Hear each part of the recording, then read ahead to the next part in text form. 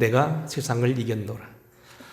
지난주 팔복설기를 마쳤는데 좀 보충을 해야 될 것 같아서 한 주간 더 이어서 하겠습니다.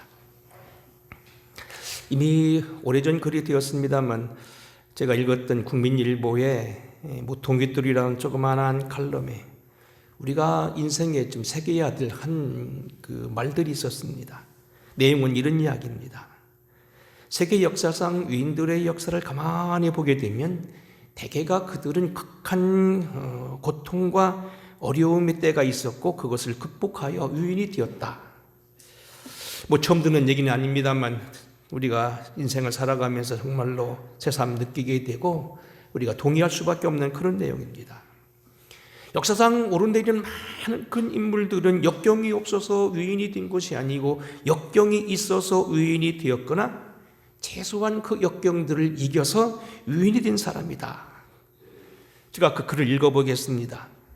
역경이 오히려 위인들의 삶을 풍성하게 하였고 풍성한 열매를 맺게 하였다. 영국의 신흥가 존 버니어는 얼음장 같은 감옥에서 철로 역정을 집필했다. 파스테리는 반신불수의 상태에서 질병에 대한 면역 체계를 개발했다. 프란시스 베커만은 누군지 잘 모르겠습니다만 시력이 약해 종이에 커다란 글씨로 미국사라는 책을 20권이라는 대작을 집필했다. 발명왕 토마스 에디슨은 고막이 터져 듣지 못하는 청각장애인이었으나 축음기를 발명했고 영국의 시인 밀턴은 시각장애인이었으나 세계 4대 문학을 쓴 세계 최고의 시인으로 칭송을 받았다. 미국의 프랭클린 루스벨트 대통령은 휠체어를 타고 다니던 지체장애인이었으나 미국의 대통령이 되어서 제2차 대전을 성공리에 이끌었고 경제공황을 슬기롭게 극복했으며 미국의 유례 없는 사선 대통령이 되었다. 그리고 이 글을 이렇게 끝내고 있습니다. 역사는 고통과 시련에 용감하게 맞선 사람들에 의해서 새로 쓰여진다. 태풍이 몰아치면 닭은 자기의 날개 아래 속에 머리를 파묻고 잠뚝 움츠린다. 하지만 독수리는 날개를 활짝 펴고 바람을 이용해 유유히 안전한 곳으로 이동한다. 영국의 조상 바이킹은 해적들은 북풍에 시달릴 때 큰 배를 만들었다. 위인들은 인생 위기에서 큰 업적을 남겼다. 세상에서 가장 어리석은 자는 시련을 신의 저주로 여기고 움츠려 드는 사람들이다. 자, 오늘 여러분에게 좀 특별한 설교를 하려고 합니다. 우리가 지난주에 공부한 그러한 팔복이 결국은 예수님의 영성인데 이 마지막 영성이 뭐냐면 주님을 위하여 고난을 받고 욕을 받는 것이 복이다 그런 이야기예요. 자, 우리가 신앙의 문제는 각기 해결해야 되고 설교도 여러 번 집중해 드려야 되는데 오늘 우리는 뭡니까? 하나님 앞에서 가장 큰 영성은 팔복인데 이 팔복의 극치는 뭐냐면 고난을 극복하는 영성이라는 거예요. 찬란한 아침 해가 떠오르려면 가장 어둡고 칙칙한 새벽을 이겨야 되고요. 맛있는 계란을 먹으려면 계란을 까야 되고요. 21일 동안 어미닭이 애써 사람의 눈을 피하면서 품었던 닭이 달걀이 깨고서 병아리가 되려면 껍질을 깨야 된다는 이야기입니다. 죽은 주 나부리디는 나사로가 살아서 활동하기 위해서는 분명 그를 살려낸 것은 하나님이지만 돌문을 열은 것은 우리 몫이었고 그를 풀어놓아 다니게 할 책임은 우리에게 있었다는 거예요.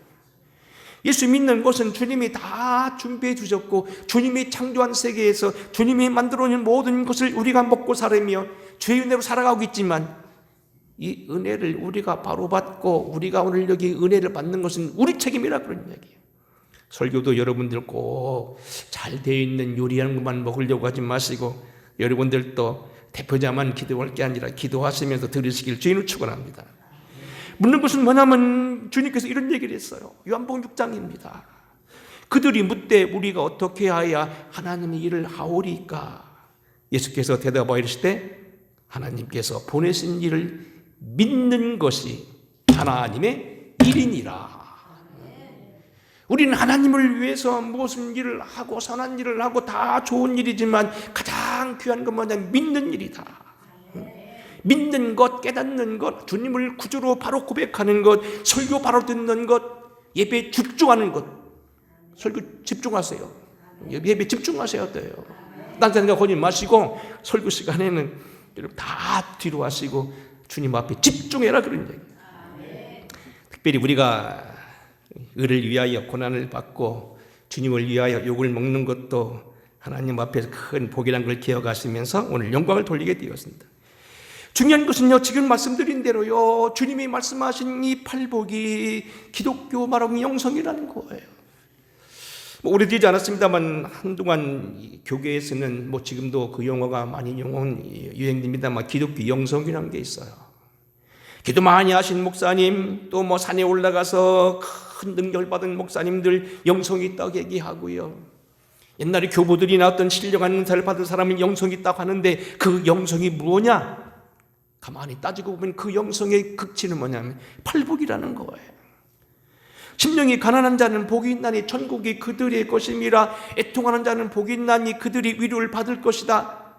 온유한 자는 복이 있나니 그가 땅을 기업으로 받을 것이고, 의에 줄이고 목마른 사람은 복이 있나니 그들이 배부를 것이고, 긍휼히 여기는 사람은 복이 있나니 긍휼히 여김을 받을 것이다. 마음이 청결한 사람은 하나님을 볼 것이요, 화평케 하는 자들은 하나님의 아들이라 일컬음을 받을 것이고, 지난주 공부한 대로 의를 위하여 박해를 받는 사람은 복이 있나니 천국이 그들이고, 주님을 위해서 나를 위해서 고난을 받고 박해를 받는 사람이고 거짓으로 너희를 거스리면 너희가 복이 있나니 너희가 하늘에서 상이 크다고. 주님 말씀하신 이 팔복이 결국 알고 보면 주님의 영성이라는 거예요. 그 중에서도 오늘 우리는 이 영성 가운데서 주님이 팔복 가운데 주를 위하여 핍박받는 것을 우리는 기쁨으로 여기고 이것을 믿음으로 보았다, 영성으로 봤다는 얘기입니다. 참고로 여러분들 오늘은 설교를 여러분 주보사에 껴든 이 설교지 앞에 도표를 좀 보시기 바랍니다. 주보 말고 속에 한 장씩 넣어드렸죠? 그거 보면 여러분들이 좀 설교가 좀 듣기 어려우신 분들이 몇 분 계셔서 이렇게 설교를 제가 요약을 하고 이렇게 놓는데 오늘은 거기 도표를 하나 놨어요. 도표 보시라. 중요한 건요, 이 기독교 영성이 팔복일 뿐만 아니고 웨슬레가 이 팔복을 가리켜서 기독교의 핵심이라고 말했어요.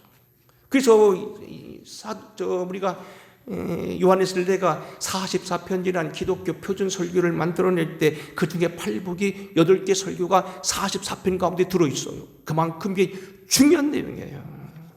결국 이러한 모든 팔복, 이러한 것들이 기독교의 영성인데 왜 그러느냐? 결국 요한웨슬레가 신학에 말하는 것이 그리스도인의 완전히 최후의 우리의 신앙의 목표 혹은 그리스도의 영광의 우리의 영화가 그리스도의 목표라고 하는데, 여기에 이르는 것이 바로 우리가 바로 이게 팔복이 이게 바로 기독 영성이라는 거예요.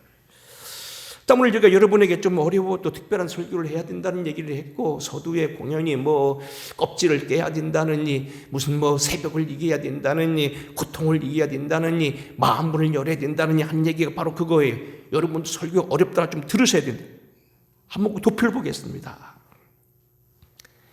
감리교 창시자 요한웨슬레는 성경에 나와 있는 구원의 도리를 여기 이렇게 8가지, 9가지로 요약을 했어요. 이게 바로 크리스찬의 기독교, 성경의 구원 원리예요. 지난주도 좀 행사가 있어서 우리 군대에 있는 초급파 목사님들하고 잠깐 여행을 하는데 마침 이단에 대한 얘기가 나왔는데 그 중에 한 목사님이 이단에 대한 전문 교육을 받았다고 하면서 이렇게 얘기하더라고요. 기독교 아닌 이단에 빠지는 사람들은 어떻게 빠지느냐? 구원론이 없다는 거예요. 구원론을 제대로 알게 되면 그 사람에게 빠지지 않는데 구원론을 제대로 알지 못하기 때문에 이단에 빠진다. 그래서 오늘 이 시간 조금 좀 이걸 공부하고 넘어가겠습니다. 결국 팔복이 기독교 영성이고, 기독교 영성의 극치는 바로 오늘 여기 믿음에 이르는 회개와 그리고 징의와 신생을 통한 성화와 그리스도인이 완전히 거하는 건데, 이걸 요한웨슬레는 성경의 요점으로 보고 이걸 기독교의 영성으로 봤다는 거예요. 오늘 한번 보겠습니다. 첫째로 우리는 여기 도표에 보게 되면 맨 왼쪽 위에 보면 타락이라고 되어 있죠. 영어로 1번 타락. 창세 전후에서 죄의 반역으로 우리가 죄에 빠진 인생이 타락이 됐죠. 두 번째는 뭐냐면 이런 가운데 타락한 사람은 어떻게 예수 믿게 되느냐? 선행 은총이라는 게 있다는 겁니다. 영어로 뭐 그 벤니어 그리스라고 하는 건데 이게 어려운 말인데, 선행이라는 말은 좋은 일을 해서 하는 선행 그런 뜻이 아니고 먼저 앞선다는 거예요. 선생님이란 소리로 마찬가지로 선행, 먼저 우리에게 은혜를 베푸셨다는 거예요. 다시 말하면 뭐 우리가 어떤 교파에 말하는 뭐 예정을 해서 믿는 사람 안 믿는 사람, 아무리 열심히 믿어도 하나님 예정하지 않은 사람은 못 믿고, 믿으려고 작정된 사람은 아무리 나쁜 짓도 구원받는다는 그런 예정론이 아니고 선행적인 은총. 오늘 우리가 예수를 믿기 전에 하나님이 당신의 아들을 보내셔서 준비했을 뿐만 아니라 이 모든 걸 성령으로 잉태케 하시고, 또한 이것을 깨닫게 하시는 그분, 우리를 죄에서 견디지 못하게 하시고 우리를 성령으로 인도하셔서 예수 믿게 하는 그 은혜, 우리가 믿기 이전에 하나님이 먼저 앞서가신 은혜가 바로 선행중이라는 거예요. 우리가 이렇게 말 듣습니다. 똑같은 처지의 두 사람도 교회 앞을 지나가다가 한 사람은 교회로 들어갔고 또 한 사람은 그대로 시장으로 갔는데, 그 뒤로 30년 뒤에 한 사람은 대통령이 되고, 또한 그때 시장으로 갔던 그 친구가 대통령 시절에 사형수가 됩니다. 그리브랜드라고 하는 유명한 대통령 얘기입니다만, 똑같은 시대 똑같은 조건으로 시장으로 놀러가던 이 사람이 하나는 교회로 갔고 하나는 시장으로 갔다. 같은 시대 같은 환경 같은 장소 같은 믿음 같은 교회에서 같은 목사 밑에 설교를 들었는데, 어떤 사람들은 1등 신자가 되는가 하면 어떤 사람은 형편없는 상도가 된다, 그런 얘기예요. 믿고 안 믿는 건 본인의 선택이다. 이것을 누가 역사하셨냐? 성령이 역사하고 책임은 본인에 있다는 거예요. 내가 너에게 실상을 말하노니 내가 떠나가는 것이 너에게 유익이라. 내가 떠나가지 아니하면 보혜사가 너희에게로 오시지 아니할 것이요 가면 너희에게 오시리니 그가 와서 지혜에 대하여 의에 대하여 심판에 대하여 세상을 책망하시리라. 그러나 진리의 성령이 오면 그가 너희를 모든 진리 가운데 인도하시리니 그가 내 영광을 나타내고 내 것을 가지고 너에게 알리시리라. 또 내가 너에게 말하노니 하나님의 영으로 말하는 자는 누구든지 예수를 저주할 자라 하지 아니하고, 또 성령으로 아니하고는 예수를 구주로 고백할 자가 없다. 중요한 건 성령이 모든 걸 깨닫게 한다는 거예요.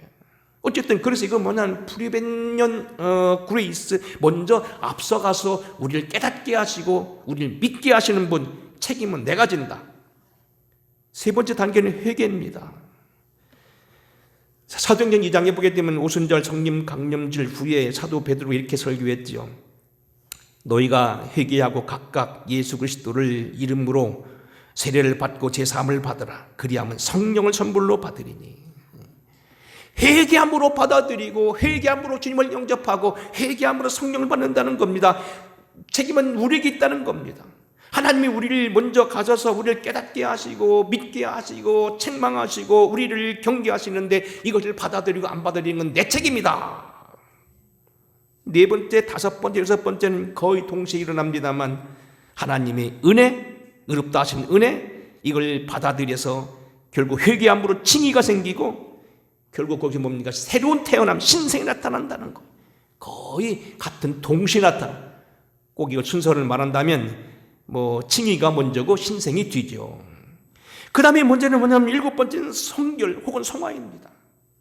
거듭난 걸로 끝나는 게 아니고 그 사람은 계속하여 기도하면서 하나님의 은혜 가운데서 십자가 능력을 힘입고 성령의 도우심을 힘입어서 그래 계속해서 성화에 이르고 나아가서, 그래서 그 사람은 일단 그리스도인의 영화에, 그리스도인이 완전히 이르고 결국 죽어서 하나님의 영광에 참여한다는 거예요. 아침에도 우리 친구 목사님이시고 저보다 12살 우이시고 지금 강남대학교 책임 이사장으로 계신 정대인 목사님이 글을 보내왔는데, 거기 그런 글을 보내왔더라고요. 본인이 만든 건 아니고요. 석류나무가 이렇게 가을이 되어서 있는 걸 보고요. 고향에 갔더니 어머님은 돌아가셨고 4년 전에 돌아가셨고 석류만 있었다. 옛날에 석류를 피면 익지도 않아 서로 따먹었는데 요즘엔 석류가 썩어 넘어가도 닦을 사람이 없다. 어머님이 그립다. 그런 얘기는 여러분도 다 그럴 때가 있을 겁니다. 그리스도의 영화. 죽음은 끝이 아니고 영원히 주님과 함께 거하는 거라는 겁니다. 근데 이 영화로움이 있기까지 그리스도인의 인의 완전히 있고 성화와 그리고 이런 그런 회개가 있어야 된다는 겁니다. 중요한 건 뭐냐면 이 중심에 뭐가 있냐면 십자가 은혜와 성령, 십자가와 성령은 한시로 끝나는 게 아니고 일시로 끝나는 게 아니고 계속하여 도포해 보게 되면 중앙에 있어서 거기 동그랗게 필요했죠. 계속하여 역사해야 되고 죽을 때까지, 그리고 깨닫는 모든 곳의 중심에 십자가와 성령이 있어야 된다는 거예요. 이 도표는 바로 감리교 신학대학 총장이었던 박종천 교수님이 강의 시간에 하는 건데 마음껏 써도 좋다는 그런 허락을 받고 제가 논문에도 사용하고 여러분이 지금 설명하고 있는 거예요. 중요한 건 뭐냐면 우리가 타락했던 우리 인간들이 하나님의 은혜로 말미암아 예수를 믿게 되고 의롭다 하심을 받게 되고 신생에 이르고 그리스도인 인의 완전을 가게 되는데, 그 완전에 이르기까지 최고의 영성, 그게 바로 기독교 영성인데 그 영성의 극치는 뭐냐면 주님을 위해 때로는 핍박도 받는 거라는 거예요. 그게 바로 지난주에 우리 공부했던 팔복설교 요점이라는 거예요. 이 설교가 너무 중요해서 사실 제게는 여러분이 해드릴 설교가 지금 막 준비되어 있지만 오늘은 아무리 급해도 제가 오늘은 여러 시간 걸쳐 다시 설교를 만들었습니다. 오늘 다시 이 설교를 할 거예요. 본문으로 들어갑니다. 여기 보면 너희가 이 땅에서는 환난을 당하나 너희는 담대하라. 이 본문 보면 네 가지입니다. 우리가 끊임없이 환난을 당한다. 주님도 이 환난을 당하셨다. 우리 성도들이 환난을 이겨야 한다. 감사한 건 뭐냐면 이기려 하는 우리에게 주님이 항상 지키신다는 거예요. 그래서 이 본문 이미 이제 여러분 시간이 굉장히 설교를 참 여러 지금 시간에 걸쳐 한 번에 했습니다만 중요한 건 뭐냐면 우리가 믿음을 가지고 고난을 이기는 영성까지 이르러야 된다는 거예요. 오늘 본문 중심으로 해서 우리가 지난주에 이어서 팔복설교, 마무리 보충설교. 첫째는 뭐냐면 우리가 이 땅에 있는 동안 끊임없이 환난을 당한다는 거예요. 지난주 우리 공부했습니다. 마태복음 5장 10절로 11절입니다. 나로 말미암아 너희를 욕하고 박해하고 거짓으로 너희를 거스려 모든 말을 할 때에는 너희에게 복이 있나니 기뻐하고 즐거워하라. 하늘에 너희 상이 큽니다. 또 하나는 여기 본 말씀이 뭡니까? 너희가 이 땅에서 환난을 당하나 그러나 담대하라. 내가 세상을 이기었노라. 우리는 환난을 당하게 되어 있다는 거예요. 우리는 여러분 지난번에 우리가 교회사에 있었던 기독교 박결사 이름 좀 듣기 어려울 정도로 길게 설교했는데 제 설교가 유튜브에 올라 있으니까 필요에 따라서는 한 번씩 여러분 들어보시기 바랍니다. 지난 시간에 시간이 없어서 못한 게 있어요. 기독교 교회사적으로 박해받은 거 우리가 많이 적어놨지만 우리가 일상상에 당하는 박해도 만만치 않다는 거예요. 기독교가 이교와 벌인 투쟁이라고는 이러한 글이 있습니다. 디오크네투스라고 하는 사람에게 보냈던 글인데 바로 이것도 역시 교회사에 있었던 글입니다. 들어보세요. 그리스도인이 거리를 나갈 때 거리에 서 있는 신상들이 눈에 띄었고 엄숙한 예를 갖춰 진행되는 종교 행렬을 만나게 된다. 길 가던 모든 사람들이 신상들과 종교 행령들의 경의를 표하더라도 기독교인은 그렇게 할 수 없었다. 원로원 의사당이나 법원에 들어가도 그곳에는 향과 술이 놓인 제단이 있었다. 관습에 따르면 제단 곁을 지나는 사람들은 술을 따르고 향을 피워했다. 여인숙이나 노점에는 물건을 구입하거나 주문을 할 때에도 어김없이 제단과 작은 우상들, 많은 경우 엄지손가락보다 작은 우상들이 눈에 띄었다. 혹은 이게도 친구의 초대로 가문의 잔치에 참석하는 경우도 있는데 초대를 받고 가지 않으면 결례가 되어서 가더라도 잔치 분위기에 진행되는 동안에 제사에 참여하지 않거나 잔치 시작부터 끝까지 특히 카이사르의 신전에 바치는 제주를 바치지 않음으로써 또한 이런저런 음식에 손대지 않음으로써 주인에게 불쾌함을 주지 않을 수 없었다. 이교도들은 고의로 그리스도인들을 시험하기 위해 그들에게 피 섞인 음식을 권하는 경우가 빈번했다. 이런 얘기입니다. 예수 믿는 사람들 잡아서 죽이고 족치고 그들 가운데 주리를 틀고 때리는 눈을 빼고 손가락을 잘라내고 발가락을 잘라내고 사장이 무릎 낀 것뿐만 아니고 그 이후에도 우리 어떻게 했냐면 뭡니까? 세상 사람들 같이 야합하지 않아야 되고 우상을 거부해야 될 그런 박해를 받고 마음의 고통을 받았다는 겁니다. 여러분 가운데 상당히 어려운 분들은 지난번 말했지만 예수 믿는다고 박해를 받은 분도 계시고요. 같은 아버지 밑에 할아버지 밑에도 다른 사람들 다 저런 여러분 뻣뻣이 서 있어야 되는 그런 마음의 고통도 있었다는 겁니다. 다른 사람들은요 2차 3차 다 가도요 예수 믿는 사람이기 때문에 못 가는 경우도 있다는 겁니다. 친구들을 같이 어울려야 되고 초청받아서 같이 함께 해줘야 되지만 그렇지 못할 것이 있다는 겁니다. 다 합니까? 친구들이 2차 3차 한다고 그러면 다 따라갑니까? 요즘에는 뭡니까 4차가 있다는데 4차가 뭔지는 모르겠습니다. 어쨌든 그런 거가 있다고 그러는데 다 따라갑니까? 예수 믿는 거 아니라는 겁니다. 예수 믿는 사람들은 선이 있어야 되는 거예요. 어디까지는 그건 봐줄 수 있지만 하지 말아야 될 것이 있다는 겁니다. 그러니 사실 뭐냐면 이게 명절만 되면 죽을 상이라는 겁니다. 이것도 하나의 고난에 들어간다는 겁니다. 성도는 우리가 환난을 당하나 그랬는데 사실 마찬가지로 이 땅에서 공인한 일 때문에 고난도 당하고 때로는 고통도 당합니다. 아주 편한 얘기 해보겠습니다. 제가 그제 일반대학 다닐 때 한 그 청년부 청년이 찾아오셨는데 저보다 한 나이가 서너 살 위이신데 지금도 기억돼요. 감리교 목사는 아니었고요. 아주 청년 시절에 아주 개차반이었다는 거예요. 술 먹고 그리고 나쁜 짓 다 해봤다는 거예요. 안 해본 게 없다는 거예요. 근데 어느 날 이분이 예수를 믿었어요. 그게 다 끊었다고요. 그러면 가족들 다 나서가지고요 박수 칠 일이지. 우리 아이 마무개가 옛날에는 지멋대로 살고 정말로 인생을 허비하고 죽을 인생을 살고 나쁜 음식 대하고 못해보는 죄가 없이 다 범하고 살다가 새로운 사람이 되었으니 얼마나 축하할 일이요. 그런데도 그때부터 예수 믿는다 박해로더라는 거예요. 얼마나 어처구니 없냐는 거예요. 이게 바로 영적인 세계라는 겁니다. 여러분 사도 바울의 예를 들어보겠습니다. 사도행전 9장에 보게 되면 사도 바울이 회심을 하는데 얼마나 놀라운 일이 생기냐면 그 교회에 축복이 나타난다. 그리하여 온 유대와 갈릴리와 사마리아 교회가 평안히 든든히 서가고 주를 경외함과 성령의 위로로 진행하여 수가 더 많아지니라. 사도 바울 한 사람이 회개하게 되니까 막 교회가 달라졌어요. 숫자가 늘었어요. 교회들이 평안히 서가요. 능력이 나타나요. 부흥이 나타나요. 근데 보세요. 형제들도요 시큰합니다. 사울이 예루살렘에 가서 제자들을 사귀자 하니 다 두려워하여 그거 제자됨을 믿지 아니하니 또 주 예수의 이름으로 담대히 말하고 헬라파 유대인들과 함께 말하여 변로하니 그 사람들이 죽이려고 힘쓰거늘 그랬어요. 사도 바울이 그렇게 놀라운 일을 행하고 사도 바울 한 사람 계심이 그렇게 초대교회에 좋은 일이 있었는데요 사도들이 그를 두려워하고요 그를 멀리하고 있었다는 거예요. 그뿐만 아니에요. 여러분 빌레몬서가 뭡니까? 빌레몬서는 빌립보 교인 중에서 오네시모라고 하는 요즘 말하면 고급관리 출신 성도가 있었던 모양이에요. 우리로 말하면 군청의 군수라든지 아니면 그 이상의 하여튼 높은 직책에 잘 사는 사람이 있었어요. 근데 그 중에 하나 오네시모란 종이 있었는데 이 종이요 어느 날 주인 빌레몬의 돈을 가지고 도망을 갔어요. 근데 이 사람이 이리저리 다니다가 나중에 예수를 믿었다.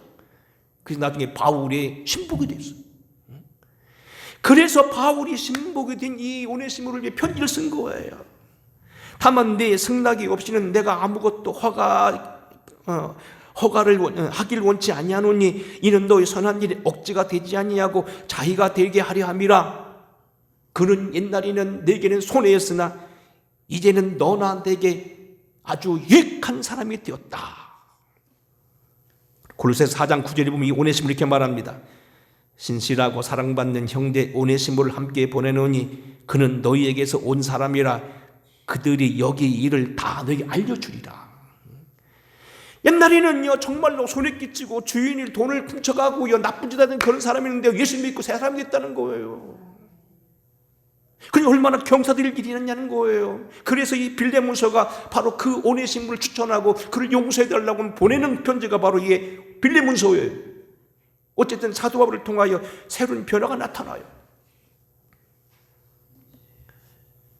요한의 실례 시절에 우리가 알다시피 예수를 믿어서 많은 사람들이 고쳐졌습니다.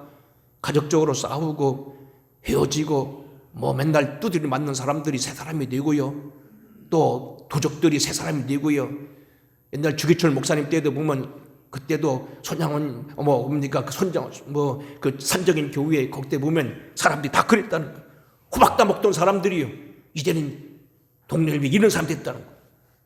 그런 때도 그들을 핍박한다는 거예요. 오늘 우리는 이 땅에 있을 동안은요, 환난을 당할 수밖에 없다는 거예요. 두 번째는 뭐냐면 주님께서도 환난을 당하셨다는 거예요. 한번 읽어보겠습니다. 16장 33절 우리 다 하는 말씀. 자, 같이 다시 시작. 이것을 너희에게 이르는 것은 너희로 내 안에서 평안을 누리게 함이라. 세상에서는 너희가 환난을 당하나 담대하라. 내가 세상을 이기었노라. 한번 뒷검을 읽어보고 세상에서 시작. 세상에서는 너희가 환난을 당하나 담대하라. 내가 세상을 이기었노라. 나도 세상을 이겼다는 거예요. 결국 나도 환난 당했었다는 거예요. 너희만 당하는 게 아니라는 거예요. 나도 당했다는 거예요. 그래서 성경에 보게 되면 많은 거 그랬어요. 스승이 그랬어요. 제자들이 오죽하겠느냐. 주님이 고난 당하신 것에 대해서는 지금 시간상 말할 필요가 없고 여러분 다 아시죠. 겟세마네 동산 얼마나 고민하셨는지 가시며 슬퍼하고 고민하셨다. 내가 죽게 되었다. 애통하셨다는 거예요. 그리고 십자가 위에서 넬리엘리 사막다니면 고함을 질러가면서 고통하셨다는 거예요. 다시 말하면 예수 그리스도의 십자가의 고난은 이단자들이 말하는 대로 가연설이라고 하는 옛날 학설이 말하는 대로 가짜로 어떻게 하나님 아들이 고난당하냐고 한참 위안하는 듯이 그랬는데 그게 아니라는 겁니다. 진짜로 당했다는 겁니다. 하늘 보좌를 버리고 이 땅에 오신 그 아픔, 특별히 그분은 뭡니까? 이사할 수 있는 대로 많은 질구를 짓고 가기 위해서 매를 맞으셨고 고난을 당하시고 고통을 당하시며 우리 길을 치셨다는 겁니다. 그냥 가짜로 당한 게 아니라는 겁니다. 주님이 이 땅에 오시게 하늘 보좌를 버리는 아픔, 또 십자가 위에서 많은 죄를 지고 가는 어떤 고통스럽게 받는 그 고통 뛰어넘습니다. 세 번째는 뭐냐면 성도는 환난을 당하나 이겨야 된다는 겁니다. 너희가 환난을 당하나 담대하라. 내가 세상을 이겼노라. 다 같이 한번 따라하겠습니다. 담대하라. 담대하라. 중요한 건요, 우리가 믿고 있는 이 성경은 이긴 자의 책입니다. 기독교는 뭐냐면 이긴 사람들의 이야기입니다. 이미 말씀드린 대로 서두에 말씀드린 세상의 위인들도 다 역경을 당하면 역경이 없어서 위인된 게 아니고 역경을 이겨서 위인이 되었듯이 성경도 마찬가지라는 겁니다. 이긴 사람들의 결국 책들이 성경책이고 예수님이 바로 이긴 분이시고 우리들도 이 마귀를 이겨야 된다는 겁니다. 요한계시록 우리가 잘 알다시피 마지막 세상에 대한 책입니다만 여기에 나온 게 뭡니까? 계속하여 나오는 7교회는 바로 꼭 7교회만 말하는 게 아니고 오늘날 우리가 있을 법한 샘플적인 교회 7을 말하는 거지요. 초대교회부터 시작해서 중간에 타락된 교회부터 시작해서 갱신한 교회부터 시작해서 마지막 교회 때까지 이렇게 다 말하고 있다는 거예요. 어쨌든 이것은 그런데 7째 교회 다 뭡니까? 2장 7절 천만한 에베소 교회에게 이기는 그들에게는 내가 하늘에 있는 낙원에 생명나무를 주게 하리라. 2장 10절입니다. 서만화 교회 이기는 자는 둘째 사망을 받지 아니하리라. 2장 17절 버가노 교회에게 뭡니까? 이기는 그에게는 내가 감춰둔 만나를 주리라. 두아디라 교회 2장 26절을 봅니다. 이기는 그에게는 내가 철장 고세를 주리라.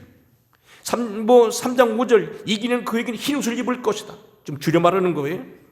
3장 21절 필라델피아에는 이기는 자는 내 하나님의 성전이 기둥이 되게 하시고 3장 21절은 이기는 그에겐 내 보좌에 함께 앉게 해줄 것이다.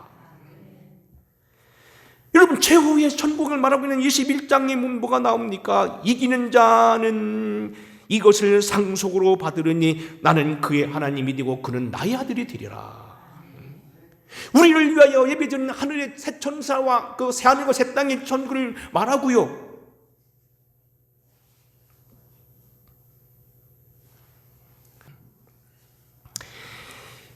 새 하늘과 새 땅을 준비해 놓은 주님 마지막 요한계시록 21장 21 마지막 장이잖아요. 21장 뭐라 합니까? 이기는 자는 이것을 상속으로 받으리니. 천국은 이기는 사람이 곳이에요. 환난을 이겨야 되고, 유혹을 이겨야 되고, 자기를 이겨야 되고, 세상을 이겨야 되고, 나가서 고통을 이겨야 되고, 자기 마음을 이겨야 된다는 거예요. 끝으로 오늘 감상은 뭡니까? 이기려 하는 사람은 주님이 함께 하신다는 거예요. 본문 말씀 16장 32절 같이 읽어보겠습니다. 중요한 겁니다. 같이 읽겠어요. 자, 시작. 보라, 너희가 다 각각 제 곳으로 흩어지고 나를 혼자 둘 때가 오나니 벌써 왔도다. 그러나 내가 혼자 있는 것이 아니라 아버지께서 나와 함께 계시느니라. 제가 수술을 받거나 마취를 해야 될 분들 신박할 때는 꼭 이 본문을 제가 읽습니다. 거의 이 본문을 읽습니다.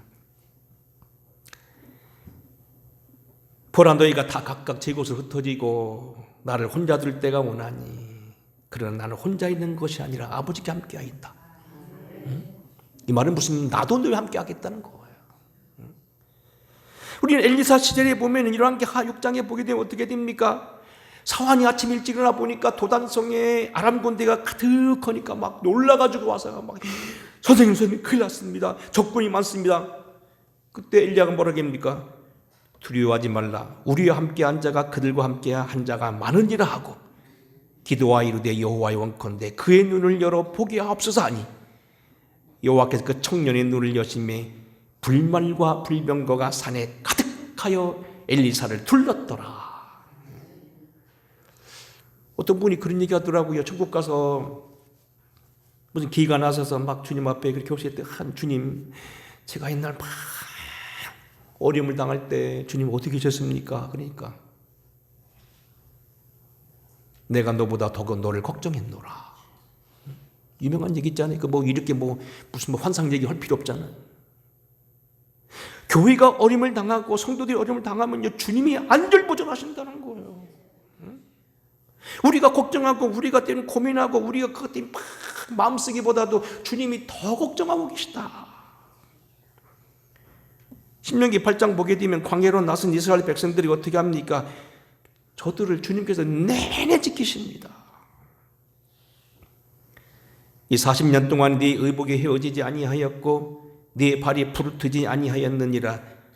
너는 사람이 그 아들 징계한 같이 네 아버지께 너를 징계하는 줄 마음이 생각하고 있지만 아니라 내가 너와 함께함이라. 신명기 32장입니다. 여호와의 분깃은 자기 백성이라 야곱은 그가 택하신 기업이로다.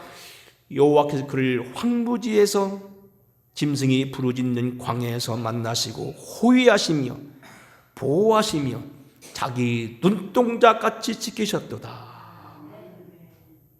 늘 얘기합니다만 이스라엘 백성들 처음 만난 건요, 사실 역과 재앙 때지요. 홍해를 갈랐을 때지요. 근데 그때가 아니라는 겁니다. 홍해를 갈라놓으시고요, 뒤따르는 적군들을 주장시키시고요, 불말과 불경으로 그를 쳐막고 그냥 막 지키셨던 때가 하늘에는 하늘에 구름이 뜨고 밑에는 그런 때가 아니라는 겁니다. 광야에서 곤란할 때 만났다는 겁니다. 야곱이가요, 좀 뭡니까? 어떻게 보면 언제 하나님 만났습니까? 물론 옛날에도 그가 늘 장막에 거하면서 있었지만 가장 중요한 건 뭐냐면 그가 돌베개를 빼고 환난을 당할 때 그때 하나님 만나주셨다는 겁니다. 광야에서 만나시고 호위하시며 보호하시며 눈동자같이 지키셨도다. 여러분 환난 당할 때 지켜주신다는 거예요. 제가 언제 한번 기회나면 걸어온 길 조금 더 말씀을 해야 될 필요가 있을 것 같은데 한번 제가 좀 준비하고 있습니다만 참 눈물 많이 흘렸습니다. 어떻게 보면 제가 예수를 믿는 것조차도 어려워서 막 주님 앞에 불평했고 지금 생각하면 제가 그렇게 좀 주님 앞에 죄송할 수밖에 없어요. 그런데 문제는 뭐냐, 나중에 기도 많이 하는 분들이 얘기합니다. 그때가 주님께서 가장 가까이 계셨다는 겁니다. 우리가 환난을 당하나 담대하라, 이겨라 하실 뿐만 아니라 우리가 어려움을 당할 그때 주님이 우리를 지키시고 그때 함께 하신다는 겁니다. 이 말씀을 정리하겠습니다. 팔복 설교 8번째 했는데 그게 기독교 영성이고 그게 바로 주님의 삶이고 주님의 인격이고 주님께서 우리에게 부탁하신 가장 중요한 겁니다. 그 아까 말한 대로 감리교 요한일서를 내가 설교 44편을 내놓고 감리교 목사들에게 그 이상은 하지 말할 정도까지 딱 저는 설교 있는데 그 중에 8개가 팔복 설교입니다. 굉장히 중요한 겁니다. 근데 그 기독교 영성이 바로 팔복에 들어있는데 가장 큰 팔복의 결론은 뭐냐면 주님 위에 핍박도 받는 겁니다. 사도행전 5장 40절 사도들은 그 이름을 위하여 능욕받는 일에 합당한 자로 여김을 기뻐하면서 공의 앞을 떠나니라. 그들이 날마다 성전에 있든지 집에 있든지 예수는 그리스도라 가르치기와 전도하기를 그치지 아니하노라.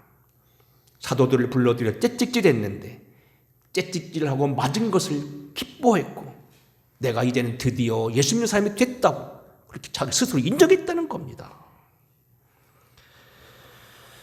세상에서 너희가 환난을 당하나 담대하라. 내가 세상을 이기었노라. 팔복을 기쁘게 설교하면서 이 고난도 받을 뿐만 아니라 자청해 받은 분도 있다는 것 원고에 있습니다만 넘어갔습니다만 기억하시면서 저와 여러분이 사명, 영성, 우리 책임이 무엇인가 겸허하게 돌아보는 저와 여러분 되기를 주의 이름으로 축원합니다. 고마우신 아버지, 우리가 주님을 믿는 종들로 택함 받았사오니 그리스도인의 영성을 이루게 해주시되 주님 위하여 의를 위하여 고난받는 자리까지 이르도록 저희들의 믿음을 지켜 주시옵소서. 예수님 거룩하신 이름으로 간절히 축복하고 기도하옵나이다. 아멘. 찬양하겠습니다.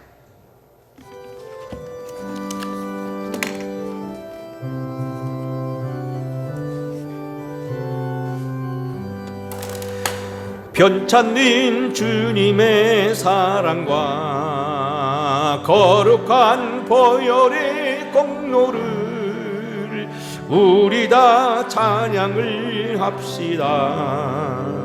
주님을 만나볼 때까지 예수는 우리를 깨끗게 하시는 주시니 그의 피 우리를 눈보다 더 위게 하셨네. 우리를 깨끗게 한 피는 무궁한 생명의 물일세. 생명을 구원을 받은 자 하나님 찬양을 합시다. 예수는 우리를 깨끗게 하시는 주시니 그의 피 우리를 눈보다 더 이게 하셨네. 주님의 거룩한 보혈을 날마다 입으로 간증해 담대히 싸우며 나가세. 전국에 들어갈 때까지 예수는 우리를 깨끗게 하시는 주시니 그의 피 우리를 눈보다 더 이게 하셨네. 십자가 단단히